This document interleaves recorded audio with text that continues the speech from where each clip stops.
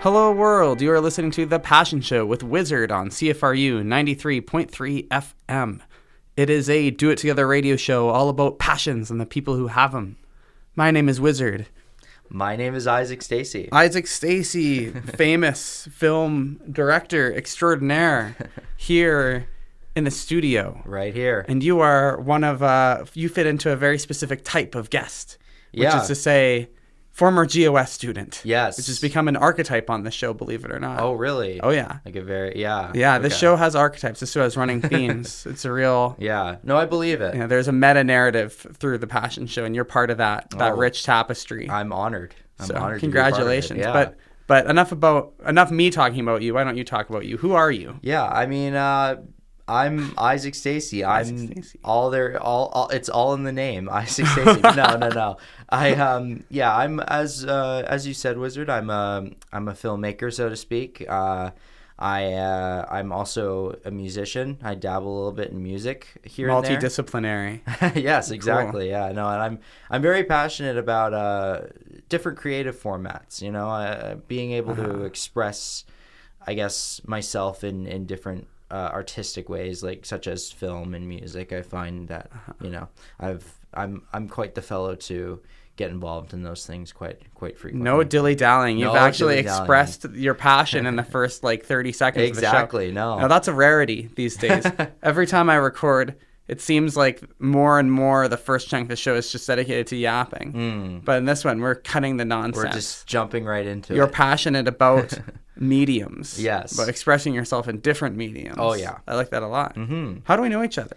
We met at the Guelph Outdoor School. Yes, we did. Yeah, I believe we met when I worked there. Yep. A couple summers ago, because I was part of the program that they were doing. I'm not sure what the program was specifically called, but I know my title was I was an LIT. You were a leader in training. I was a leader in training. Yeah. In the summer of 2021. Yes, I remember it like it were yesterday. Yeah, I know, it's crazy, and I also was there in 2022 as well, back to back. It was a good time. It was a good experience. I met a lot of cool people, including you. Exactly. And it was a really good time. I had a lot of fun. I feel like that's an experience that I had that I'll definitely take with me as a very valuable time in my life for a long time. I'm happy to know that it impacted you. Yeah. Do you have any memories from that first summer? Oh, man. There were a few things. I remember different aspects of it because it was the first time when I had quite a bit of responsibility on my hands. Because I was one of the... I mean, I guess you would say I was a helper, but I feel like I was very involved in the groups that we were in, right? Because it was groups of these little kids, and a lot of them, some of the groups were younger kids. Yeah, like we're talking 4 and 5 year olds. Yeah, exactly. That was when you were in my group. We had 4-year-olds. No, we did. We 100% did, and it was interesting because we had to make bathroom trips. Oh, yeah. And that was something I was never really accustomed to. I didn't know how to help kids. Me neither that summer. I had to learn on the job. Oh, man, yeah. It was crazy. It was crazy. It was so wild. Yeah, no, but it was a good time. And that was the first time, actually, that I learned, I guess I saw the I don't know what you call it, the Aramosa Mills location of GOS. Yes, the Aramosa Eden. Yeah. And near Eden Mills. Right. Aramosa Eden. Yeah. No, that was the first time I knew that little space existed. They were just starting to run. I think that was either the first or second summer of programming there. Yeah, no. And we still do programming there. I love it. Yeah. I like it. I'm the site manager there now. Really? Every now and then. Oh, good for you. Which is fun. Yeah. Yeah. You know that now. Okay. Yeah, I do. So you and I was there with you in probably my second or third ever week at Aramosa Eden. You, me, Reginston, and Tristan were the staff team that week. Yeah. That's true. I have such a ridiculous memory for stuff like this. I remember every staff group I've ever been part of. No, I know. But that was a fun week. Yeah, no, I know. It was the last week of summer, too. Was it? Yep. Oh, yeah, I guess it was. Yep, it was. Yeah, okay, now I remember because I was also there a couple weeks earlier. And I feel like I was working with some different staff members before I worked with you. Yeah. Because I do remember that I did have, I believe I worked 2 or 3 weeks that first summer. And the first one was a bit earlier on, I think back in July. And then the one we did was probably in August, at the end of August. Yeah. I have a funny memory. I'm gonna see if you remember this. Okay. I have a distinct memory. I don't remember much from that first summer. It was kind of a blur. But I have a distinct memory of our week together. Okay. It would have been on one of the last days of the session, and we had. Do you remember the treehouse? The tree. Yeah, I remember. For the listeners at home, for the listeners in their cars right now. At home, yeah. At Eremos Eden location, there used to be this amazing treehouse and like incredibly dangerous structure. Yeah. But kids love danger, and I love danger. Danger is awesome. And so we had all the kids playing in there. We were sitting on the stairs such that the kids were sort of forced to stay on the structures. We had them nicely penned in. You, me, and the other two men who were running our program. And we spent probably 2 hours doing these like riddles. Oh. Where it would be like, I'm going to a picnic and I'm bringing whatever. One of that format of riddle, you know? Yeah. The classic one is where it's like, you have to say, and you know, someone is saying, this is very scatterbrained. Sure. But as I'm explaining it, but you know, you would say yes or no, you can or cannot bring that thing to the picnic. And the classic one is you have to say a thing that starts with the same letter as your name. So I'd be like, my name is Wizard and I'm bringing a wombat. Oh, okay. And you'd be like, sure, yeah, you can bring a wombat. Yeah. But then you can come up with more complicated rules. Right. And so another classic one is like, the first person to say something that starts with A gets a yes, and then it has to be B. So it'd be like, I'm bringing an apple, yeah, sure. And then some kid would be like, I'm bringing a xylophone, no. But if a kid says, I'm bringing a banana, yeah, you can come. Right. And so we just came up with like absurdly, like ludicrous, like absolutely outside the box rules. And I remember you and me and those two other guys doing that for such a long time. And some of the kids were like interested in what we had to say. Yeah. But most of the kids were just like frustrated. No, they didn't care. They weren't even part of this. Okay. They were just playing around. Right. And we were like obviously keeping an eye on them. Yeah. But you know, they were having their fun and we were having ours. Yeah. I think I remember that a little bit. Yeah. Yeah, I do remember definitely sitting in the treehouse. I remember that was kind of, for me at least, it was a bit of downtime. Yeah, treehouse was mint. Yeah, because all the kids were kind of busy doing their thing, and I was just kind of sitting by, just watching them, and they were like gibbering away with me or something. Yeah, they're just like, they're 4-year-olds. They kind of just make noises. Yeah, so I just kind of sit there, stare at them, and listen, like, yep. And nod your head. That's kind of the way to do it, 4-year-olds. Yeah. The nice thing about that age group, and I'd say every age group, is that you give structure at some point in the day. But at some point, you have to know when to reel it in. Yes. And it does no service to children to overwhelm them with structure, to try and have a day that is, you know, cover to cover activities and expectations. Sometimes you have to step away. Yeah. And you have to have those moments where you just focus on the other leaders and talk about riddles for a couple hours. Of course, yeah. And the kids, you know, not only do the kids get something out of just getting to do their own thing, but I also think they get something out of watching like youngish adults just like be friends with one another. Exactly. Because they're not exposed to, they're 4-year-olds. The only parents, they're adults they really know are their parents. Right. And so they can learn like, oh, this friendship thing was all the way to the top. Yeah. You know, this is something I need to be concerned with. Yeah, friendships, they're lifelong things. They're not only things when we're little kids. Like exactly. This, yeah. And they can learn like, oh, that's what it looks like when you just sit around with your friends and like laugh. Yeah. So. Yeah, no, I feel like I kind of do. I remember at least with the riddles, I always have a tough time with that, I think. Yeah. Like, even if I do make up my own thing, I feel like, you know, when people say some obscure kind of passage to me and say, figure this out, I'm like, I can't do that at all. Like, I have no idea what you mean. My brain's going to fog up, and then I don't know what I'm going to have to say to That's this. the pleasure of it. Yeah. Just yelling and being frustrated. And eventually we would be like, all right, Richardson, just say it. And you'd be like, oh, you had to choose like, it has to start with like the middle letter of my sentence. You have to count out like some nonsense like that. And we'd all be like, "God, how could you?" Yeah. No, but I feel like that is fun to that. Yeah. No, for sure. I feel like the way we were doing it made it fun in a weird way. The way we were doing it, it felt more fun than any kind of normal quote unquote riddle that people tend to do. No, that's a good format. Yeah. Anyway, that's what I remember from Eremos. Yeah. For whatever reason that Yeah. that moment has really stuck in my craw. I don't think I remember anything else. Yeah. I do remember one other thing from that week. Me and Reginston one day wore dresses. Oh, really? Yeah. Okay, I don't remember because we were just like, let's wear dresses just to like blow these kids' minds. Wow. Okay. And there's a picture out there somewhere of us chilling in the dresses, looking pretty. That's amazing. We were looking cute for the kids. Blow some kids' minds. Were any of the kids like kind of blown away by that? I think so. Yeah. I'm not sure. I don't remember. I just remember being like, this is fun. Okay. This was a good idea. Yeah. It wasn't my idea. It was someone else's idea. Yeah. But I was like, all right. No, that's great. I feel like that's something I would have remembered. But maybe I was just like, yeah, whatever. I'm here to do my job. These guys are in dresses. Doesn't matter. It's true. Yeah. Well, that's a beautiful thing. Oh, yeah. Anyway, you're a movie maker. I am a bit of a movie maker. Tell me about your movie.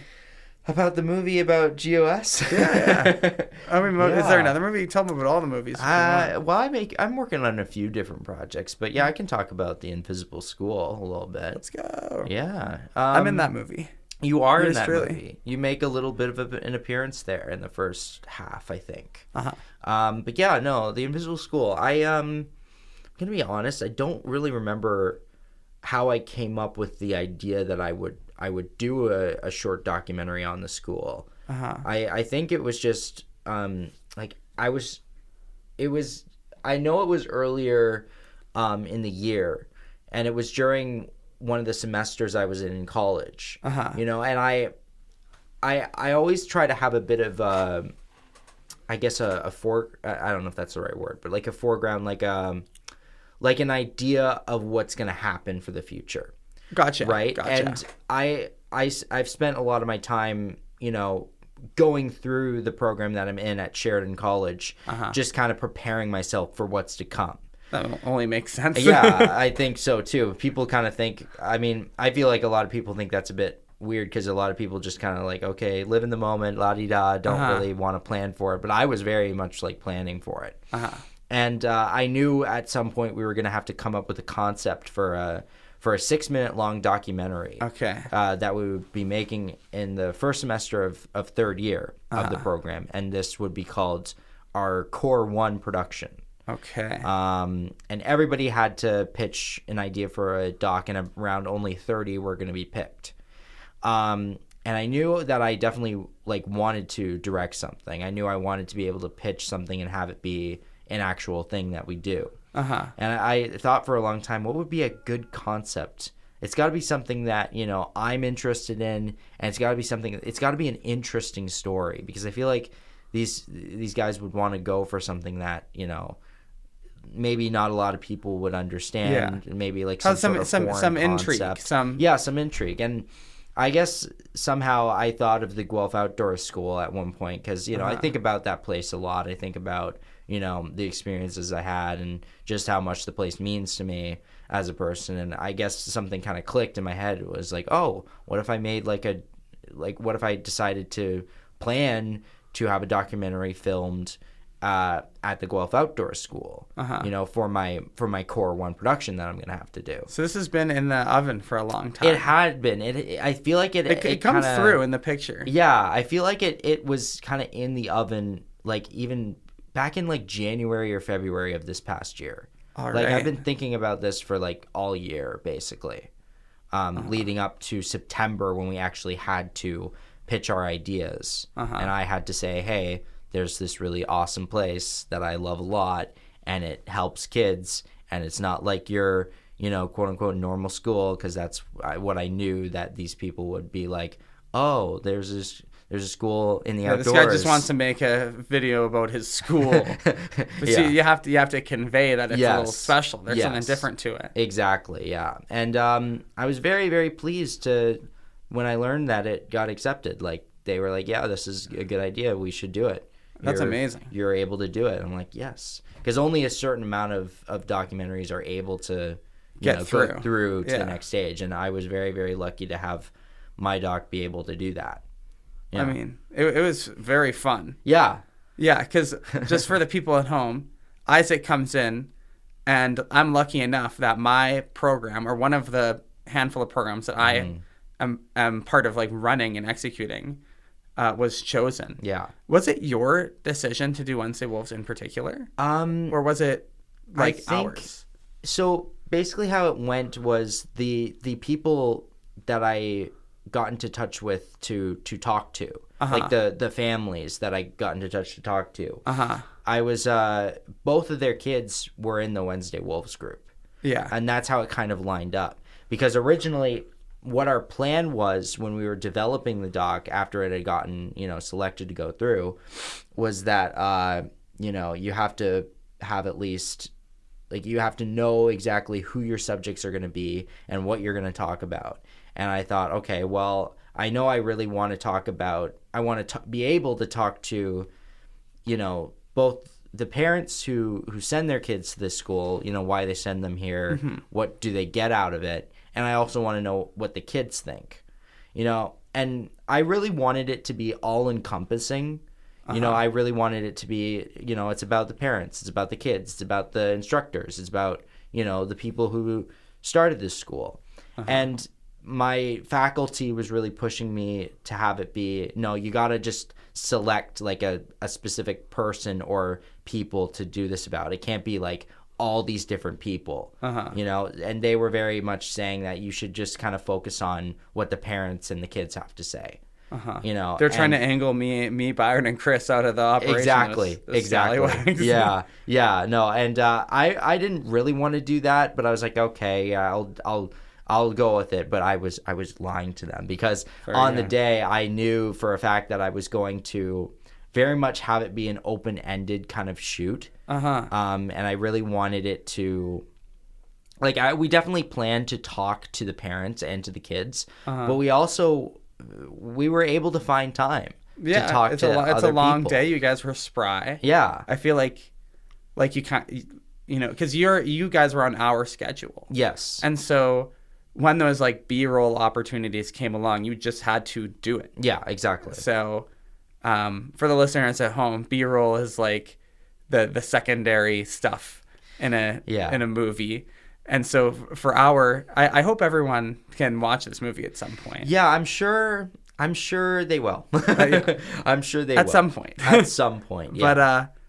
But half of it, or like chunks of it, are little shots of like the kids doing stuff, or just like beautiful shots of the river, or little hanging art pieces. Yeah. And so, for example, when we played a game, that's that's something you want to get B-roll of. You want to be able to cut to the kids running around and stuff. Exactly. And Isaac, you couldn't plan for that. Yeah. So you guys just had to roll with make sure you capture what you needed to capture. Yeah. And it works. Yeah, it did. It turned out very, very well. And as a matter of fact, the way we went about it, I personally thought it was very successful. But when it was time, when the production went into post, which essentially means, being edited, I guess. Yeah. After the shooting. After the shooting is done, we sent it to our editor, who was going to put it all together. And our editor was very, very concerned. Yeah.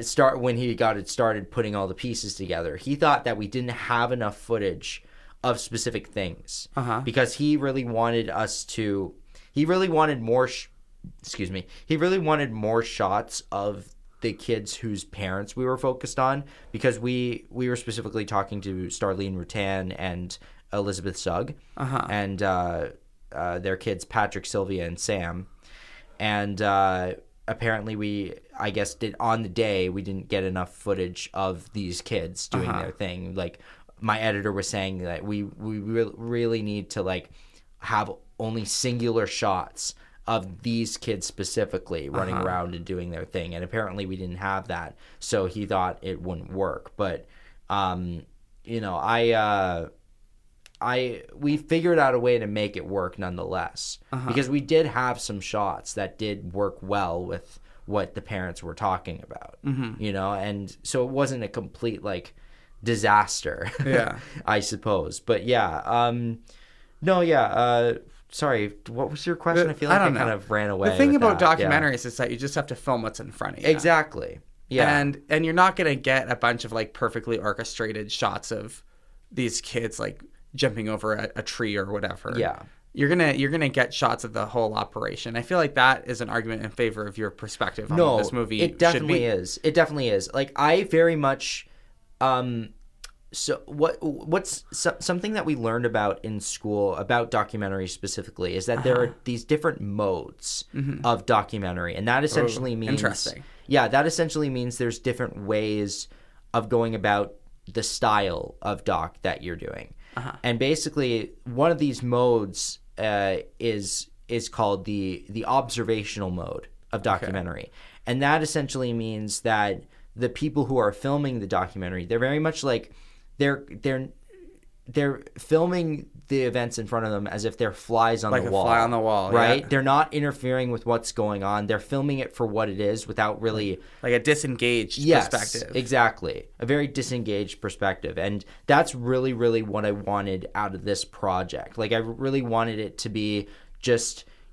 us observing the Guelph Outdoor School for what it is on one day. Like, I really wanted it to... You have a lot of respect for the outdoor school. Yes. Oh, absolutely. And so it makes sense to, like, just, want it to be what it is. Exactly. And I felt like that was one of the only ways I would be able to convey the message of what the school was or what it intends to do. Because... whenever I would try to describe it to other people, I felt like I wasn't really, like, explaining it to the best of my ability. So I felt like with just kind of showing it for what it was in this format of filming the project, it would help people understand. Like showing instead of telling, if that makes sense. Oh, yeah, of course. Yeah. Yeah. And that's really the goal that I had in mind when I was planning for it and when we were shooting. That was what I was saying to them. Like, we really need it to be like, a very, not very, because we did plan it out, but we also didn't plan it out. You gotta be like, slot. You have to be ready to do what you need to do when you're filming a documentary. Yeah. That makes sense. You come in with a plan, but the plan is that you're going to have to change things up. Yes. You plan for that. Yeah. And I thought you guys did a lovely job. Thank you. I appreciate that. Even old Davy boy, who is very, very concerned. Yeah, no, he wound up having a fine day. Oh, that's great. No, I was a bit worried about Davy. Like, we love him. And I love Davy. Davy's great, but yeah, I do understand his like worries. Yeah, yeah. And I was a bit like, because of that and because of just other things, I was a bit nervous about, like, there was one point where we were just kind of like sneaking up to you guys during your welcome or like opening circle. Yeah. And the shots of that opening circle are amazing. Yeah. I really want to extract some of those shots and just like have them on deck for GOS stuff. Yeah, no, I can definitely try to send those to you. That'd be amazing. For sure. I can talk to my editor and see if we can send those just to like you. the B-roll stuff in particular. I don't need the interviews. Yeah. But like that would be extremely handy. Yeah, no, absolutely. But like when we were kind of sneaking up and like going around like filming you guys, I was very like, okay, I don't want to interrupt these guys. I really want this film crew to be like invisible, but the invisible crew for the invisible school. That makes sense. Exactly. But like, I knew you guys knew that we were there. I could feel like, there was a disturbance in the force of the energy that is usually there in the opening circle. I was very worried that the kids would get distracted by it and that it would kind of mess things up in a way if we were just all kind of there, just kind of moving around and making a lot of noise and trying to, like, with this guy with a massive camera on his shoulder. All the equipment and stuff. Yeah. But I'm happy. I am happy that it was my group. Okay. Because I'm used to movie stuff. Yeah.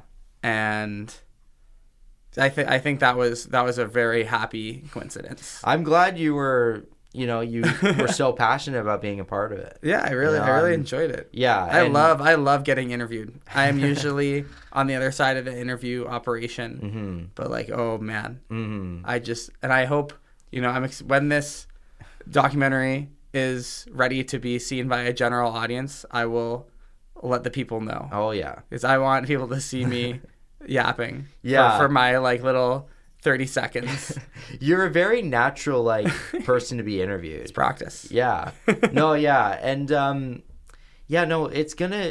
really hoping that it'll have like a public kind of premiere, if that makes sense. Like right now we're keeping it kind of private because we know that we want to send it to these festivals. That's great. Like these small like film festivals around Ontario, and maybe even abroad, because there are some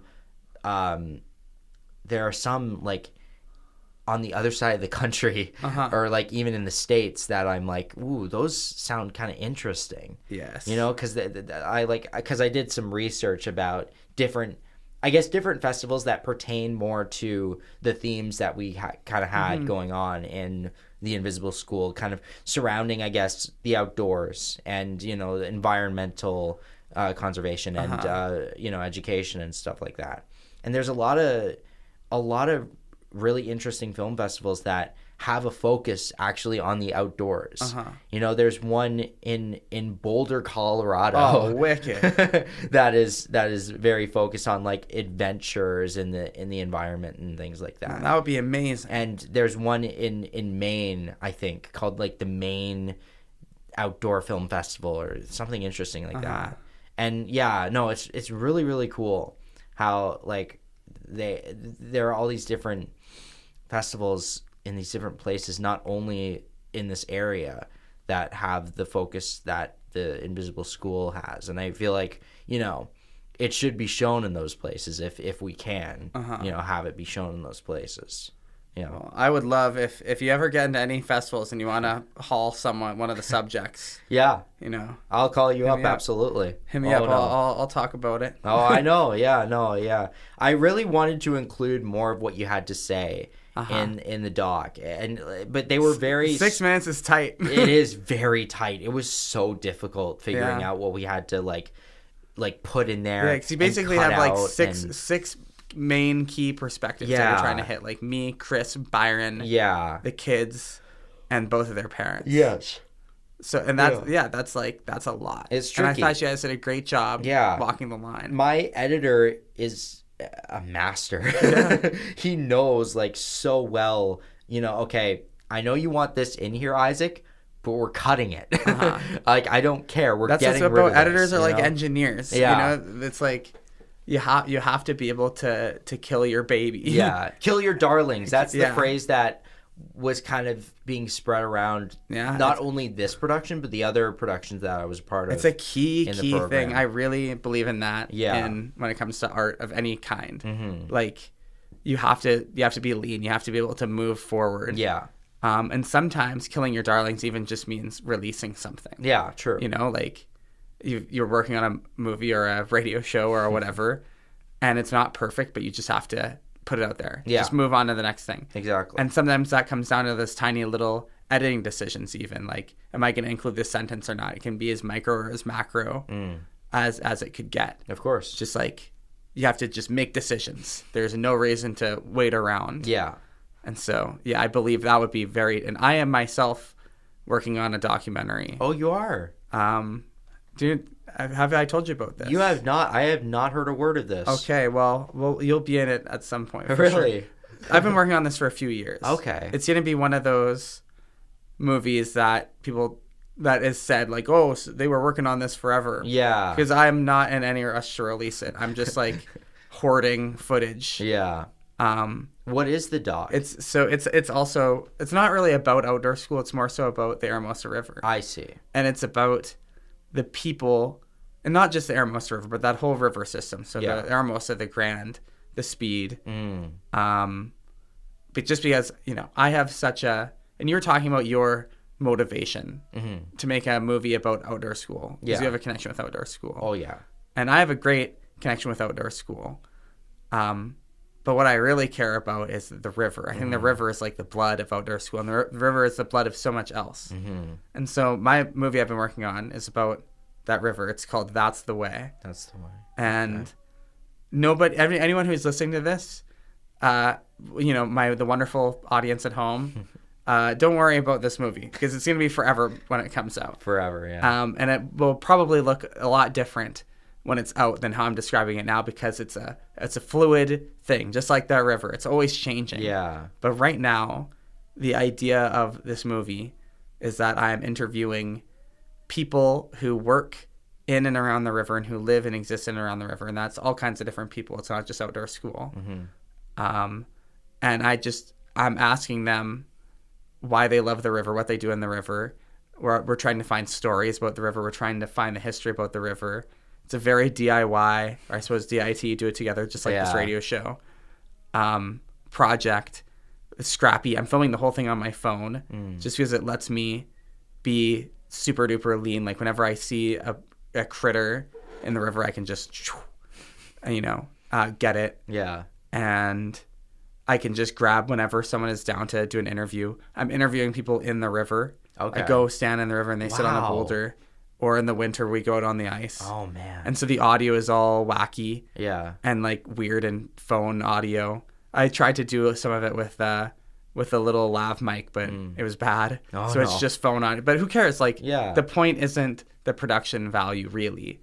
The point is what people are saying. Yeah. And showcasing the unbelievable, gorgeous quality of our river that we are just like so blessed with. And also the music. I'm getting some amazing music done for it. The music is going to be like half of the value of the movie. Wow. So I'm working with the young Chicho from Shebad on that. But this is a long-term project. Yeah. Long. This movie could come out I'd be happy if it came out in 2027. Wow. So. That sounds amazing. Yeah. So one of these days, if when I encounter you around the river at Odor School or wherever, maybe we can just pop some Crocs on and absolutely jump in there and do a 10-minute little chat. Yeah. No, I'd love to do that.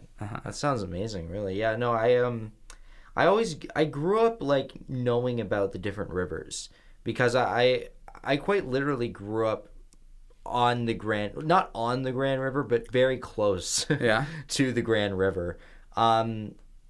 Both of the houses that I lived in were a couple minute of a walk away from both the Irvine Creek and the Grand River. And the Irvine Creek is like a very small body of water that exists in, I think, Elora. Okay. But I'm not sure if it goes further in anywhere, but it's very, very small. But it's still a very nice body of water. Love a good creek. I grew up around creeks in Saskatchewan. Oh, really? Yeah. Were you born and raised in Saskatchewan? Yeah. Oh, I didn't know that about you. Fun fact. Wow. That comes up every now and then on this show. Yeah, I was born and raised in a little town called Estevan in Saskatchewan. Me, my sister, and my dad were all born there. And you know who else was born there? Who? Famous folk musician Andy Schoaf. Okay. If you've ever heard of that guy. I don't know that. Oh, he's a wonderful. Yeah, check him out. Andy Schoaf. He's awesome. Andy Schoaf. Okay.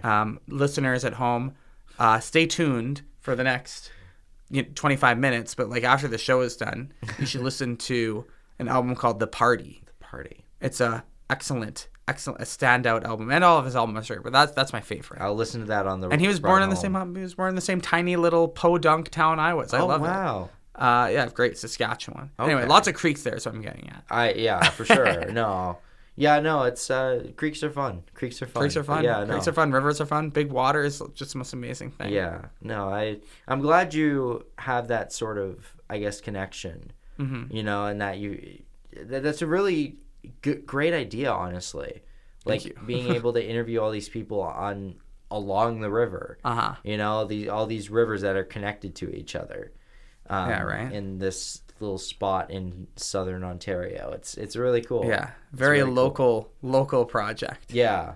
Yeah. And the reason, backtracking a little bit, we got to that because I connect with the whole Kill Your Darlings because that whole project has just been a lot of figuring things out. Yeah. And you need humility to make big projects.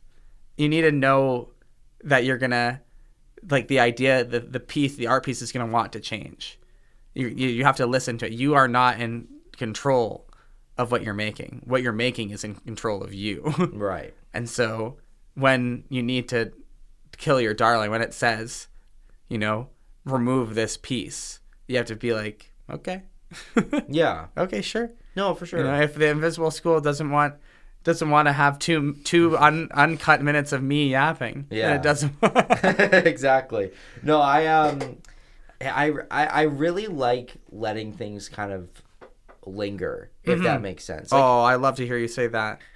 Yeah, that's a quality I appreciate a lot. Yeah. No, I'm really, I've always been a little bit, I guess, frustrated. I don't like saying upset, but like frustrated about the way that I guess the school kind of constricts people to a specific time length for the projects.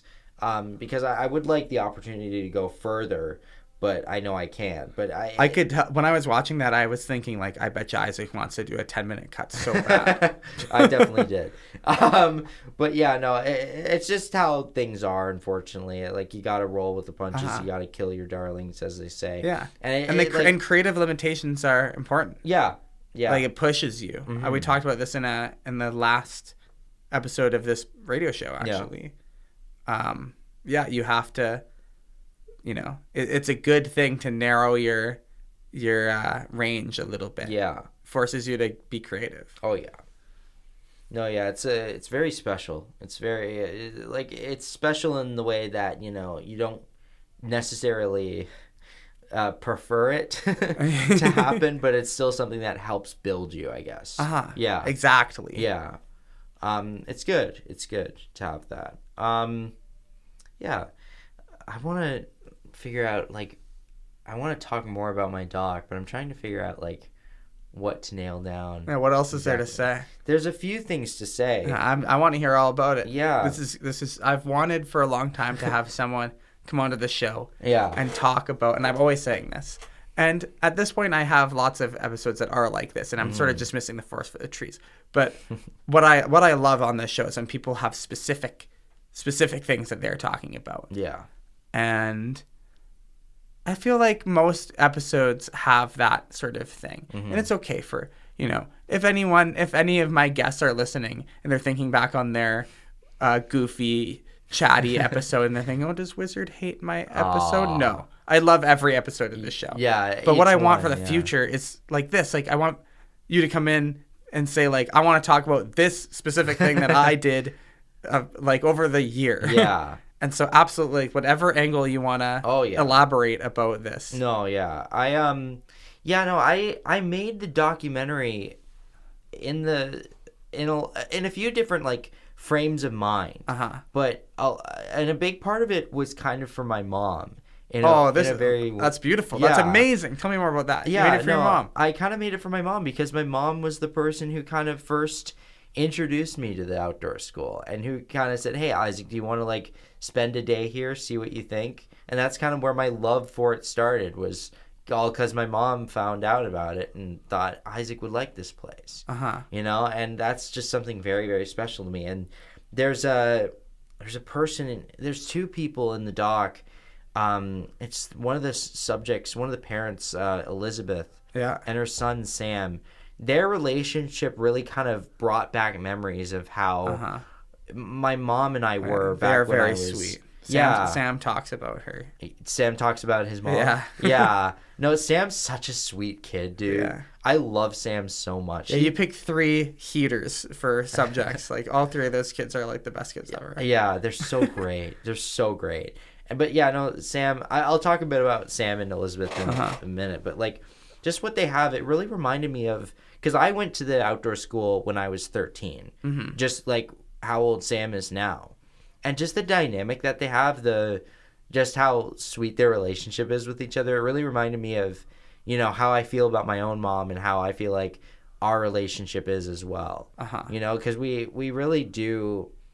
We're like each other's buddies in a way, you know? Like, she thinks of me as, like, her friend almost, you know? Or, like, her little sidekick or something. That's great. And I really like having that title. I'm a real, like... Sidekick of your mom. Yeah. That's beautiful. I'm a real, like, mama's boy, as the kids now say. Like, I love my mom a lot. And, yeah, just, like... It is a beautiful... It is, like, a blessing that I don't even...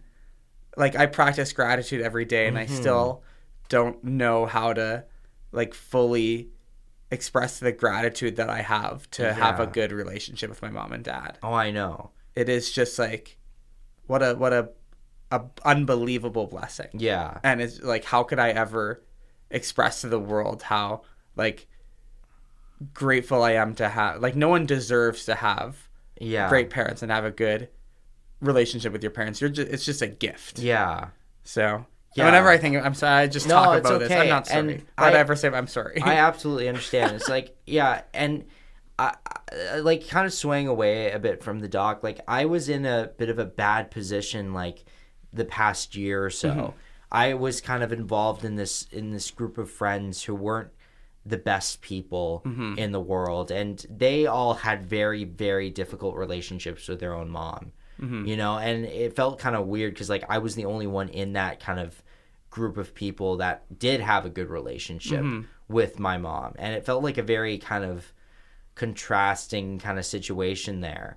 But like looking back on everything that was said and done in that situation, like I feel bad for those people that they haven't really figured out a way to, you mm-hmm. know, be able to, or like it's both sides, right? Like you never really know what's going on in somebody else's life. Very true. Yeah, it's you know, two sides to every story. I don't really know, but from what I saw, it wasn't very pretty. No. But yeah, it can. I have lots of friends. Yeah. I have lots of friends who struggle with this kind of thing. Yeah. And it's everyone has a different road to walk down. You know? But yeah, it's a big topic. Yeah, it is a very big topic. But yeah, it makes me feel like, you know, it makes me feel all the more grateful, I guess, that I have the good relationship with my mom that I do. You know, and it makes me feel like, you know, I if I can't really like help these people with their situation, I can at least make a movie about it. Sure. Just give me a brain blast. Yeah, exactly. I've been thinking a lot while you've been talking about this. Yeah. A little part of my brain, I have been engaged. I've been listening to what you're saying. Yeah, no, it's okay. But you know, my little radio host brain always keeps 10% that's thinking about the future. Exact thing, yeah. And I've been thinking, like, what is the point of dedications in novels and also in movies? I love when movies have dedications. Yeah. And I was thinking, like, if the movie says, like, for my mom, or you know how pretty much every book has a dedication at the front. And my movie that I'm working on, the only part that I think isn't going to change is that the movie is for the river. That's what it's going to say at the start. That's amazing. The movie is meant to be like a tribute to the river. Oh, wow. But I was thinking, like, what's the point of that? Yeah. You know, is it like indulgent? Like, why do we do that? Mm-hmm. And what if the reason we do that is to share like a model of gratitude for the thing that we're dedicating to with people who need it, or want it, or, you know. So like if something is dedicated to the river, maybe the reason I would say that is that I want people to be dedicated to the river, to be grateful for the river. And by watching the movie, then you are understanding my relationship to the river, because, you know, movies and novels and anything are about showing yourself in some way. And a dedication is sort of just like putting a fine point on, like, this is the frame that I am showing myself through. Yeah. Does that make sense? Oh, absolutely. So I think it's sort of a beautiful thing that you've come out of, you know, being around people who struggle with their mother relationships and you've made something that could, in some, you know, tiny way, help them. Yeah. And people like that, or just like show people. Yeah. Like, this is how you make something for your mom. Exactly. Yeah, no. And yeah, I'm very glad that I was able to do that. Like the way that I guess Sam and Elizabeth expressed their relationship with each other, it really reminded me of, you know, how it was with my mom and how it still is with my mom. Just it did bring back a lot of memories of you know, the time that I did spend at the outdoor school. And leading up to the actual production aspect of the shoot, I really wanted to meet and learn more about the people I was interviewing. So I actually went to Elizabeth's house in person, and I had like a little bit of an afternoon with her and with Sam. And she communicated with me that Sam was feeling a bit apprehensive of being involved in the doc and being kind of shown on camera and portrayed in a certain way, because I guess he was like, at the time he was insecure about his, I guess he has a bit of a speech thing going on, which isn't really that noticeable. It's not that big of a deal. He's got a beautiful voice. He's got a great voice. He's got a very good way of speaking. I really admire it. And he, but like after he and I talked for a little bit, like I asked him like a couple questions about him. Like I asked, like, because he's a bit of a video game guy. He seems to like his video games. So I asked him a bit about that. I asked him a bit about like what he likes to do at the school and things like that. And we just talked, we talked normally. Like I wasn't trying to force on him the fact that, yeah, we're going to be filming you and your mom for this documentary. It's going to be cool. I just wanted to know who he was as a person, as like this kid who, seemed like a very good kid at heart, you know? And after we talked, he like actually said to me and to Elizabeth that he actually wanted to now talk in the documentary, because after being able to talk with me and after getting to know me, he wanted to do it, and that was like, geez, that's man, awesome. That like hit me in the heart when he told me that, like I like that, the fact that he wanted to, that he felt comfortable just because he talked to me. That's something that's really, really special, that I can't believe that I had that kind of impact, or that I could have that impact or that effect on like another kid. That's the power of like vulnerability. Yeah. You just show up in someone's house, you expose yourself like that, and just have a conversation. Yeah. Just an earnest and vulnerable, real, truthful conversation. Yeah. And then people open up. Like, that's what art's about. Exactly, yeah. I feel that. Yeah. Because you and me, we're birds of a feather. We're interviewers. We're interviewers. We talk to people. Exactly. And it is, the comfortable environment is important. Oh, yeah. And it's not just in service of our thing. It's because, like, for me, it's because I like doing this. And I think there's like value in getting people on the record and like making something out of conversations. Yeah. And people want to understand people, but nobody can talk to everyone. That's true. And so, and it's not everyone's calling to facilitate this, but for those of us who are into it, we're lucky. We get to do this. Yeah. And we get to think about it and worry about becoming better at it. And I love that you had that experience, because it's addictive. Oh, it is. Yeah. It's such a good feeling. It really is. And I was very lucky to be able to experience that, Yeah. It's a good thing. And that's a cool thing about outdoor school, is that, like, even though forming relationships with kids is like interviewing them. Yeah. Every time a new kid shows up, you kind of have to interview them to like figure out what their deal is, and to like work with them and understand them and make them feel comfortable. Yeah. And I think doing this show has made me better at my job. Oh, really? Which is cool. That's good. That's great. And I hope that everyone who comes on this show gets a little something out of it too. Yeah. And ideally even the third degree of people who listen to it. Yeah. Not to toot my own horn too much, but like I don't think, I'm not opposed to tooting my own horn. Sure. Cards on the table, like, yeah. I think, there's a danger in too much humility. Oh yeah. I like this show. I like what I do. I think it's good and valuable. But also the power of it is the guests. Oh yeah. It's the power of it isn't just the guests, and it isn't just me. It's the third thing. I've talked about this on a few other episodes too. And that's what it's all about, baby. Yeah. That's what documentary is about. Like, that's why we do this. We're creating a third new thing together. Oh yeah, a new way of expressing something. Yeah. No, that's what's really special about it. What's really special about filmmaking too. As a whole. Because like I don't think of myself as a documentarian, and I don't necessarily want to be called that. Like, documentaries aren't really something that I want to keep doing, if that makes sense. Like, and what even is a documentary? Like, I call my movie would be just called the documentary, but I just call it my movie. You just call it your movie. Yeah, just call it your film. Yeah, exactly. No, there's a lot. It can mean a lot of different things. Exactly. Just saying something that's a film, it doesn't have to mean, it's like a narrative piece. It's based on a script you wrote or something. Yeah. No, it's but yeah, no, I mean, I could see myself making more documentaries down the road. I could, like, but not as frequently. I'm much more of a narrative storyteller, I find. You know, I love writing scripts about like ideas that I just kind of make up in my head about these different concepts and things that I want to try to explore, and it's a good time. That's beautiful. Yeah. You know, we have about 6 minutes left. 6 minutes on left the show. I want you to just like pitch me.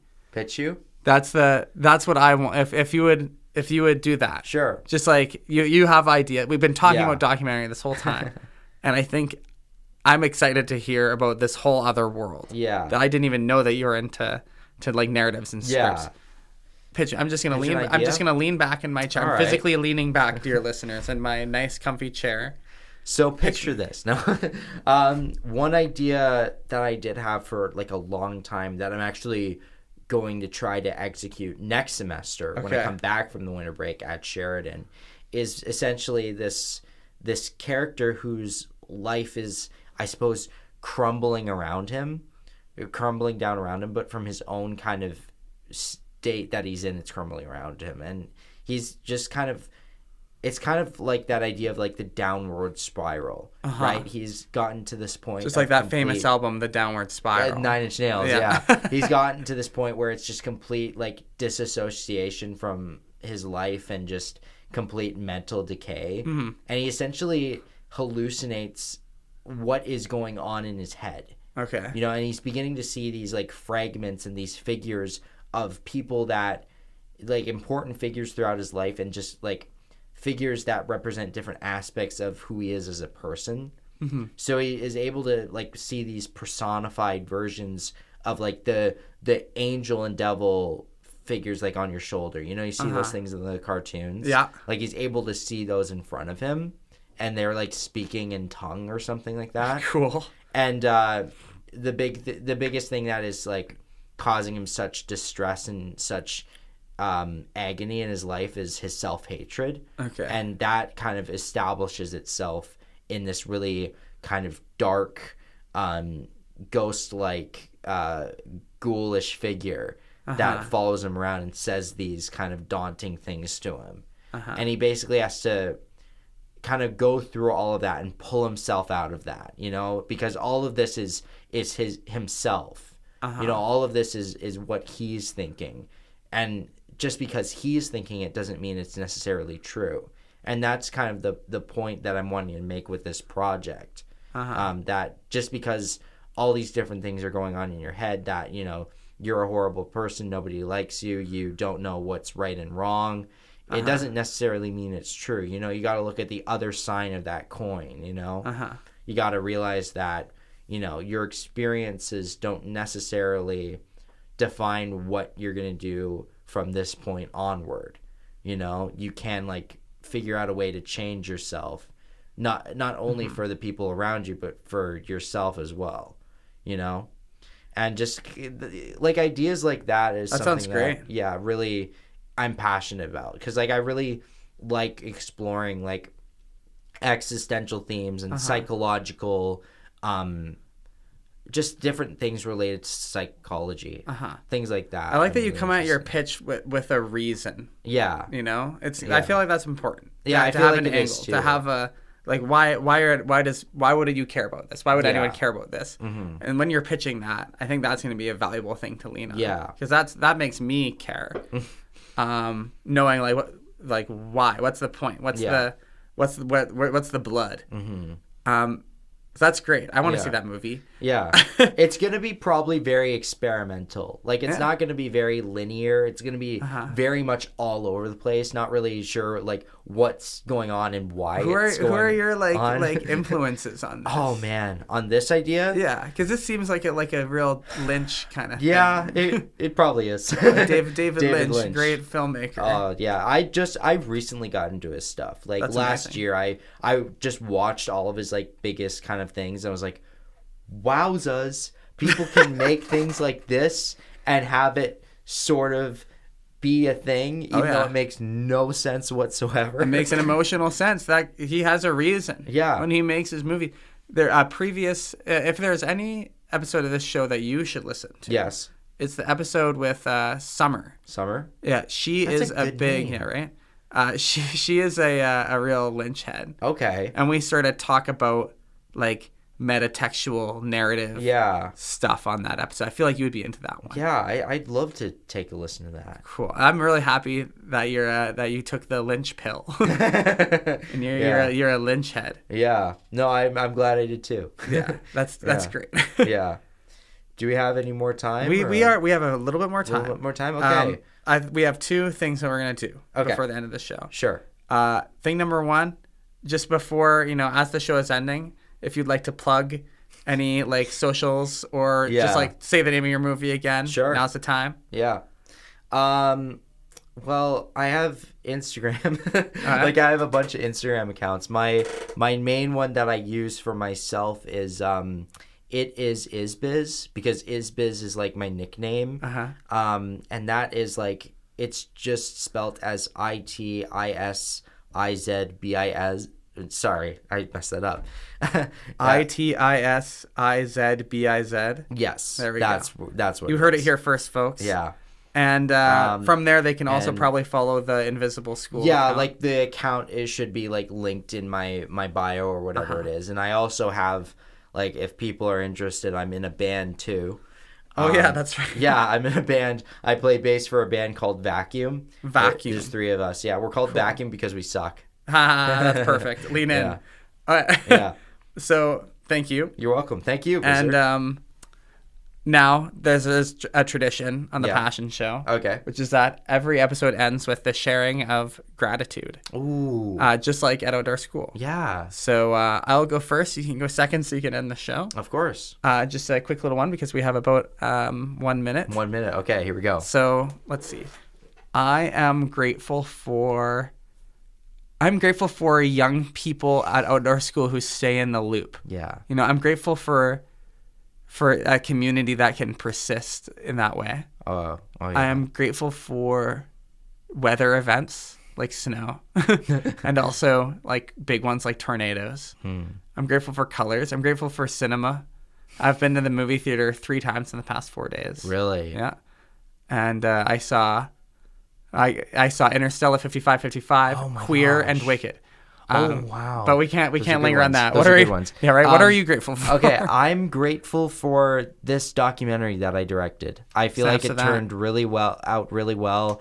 I'm so grateful for everybody that was a part of it, from the people who I interviewed in it and the people who helped me make it into what it is today. And I'm grateful for this show. I'm grateful that I got to be on the Passion Show. It's such a great... You're in good company. Yeah, it's such a great place to talk, about things that people care about. That's what I love so much about things that people are passionate about. That's beautiful. Yeah. You heard it here first, folks. I've been Wizard.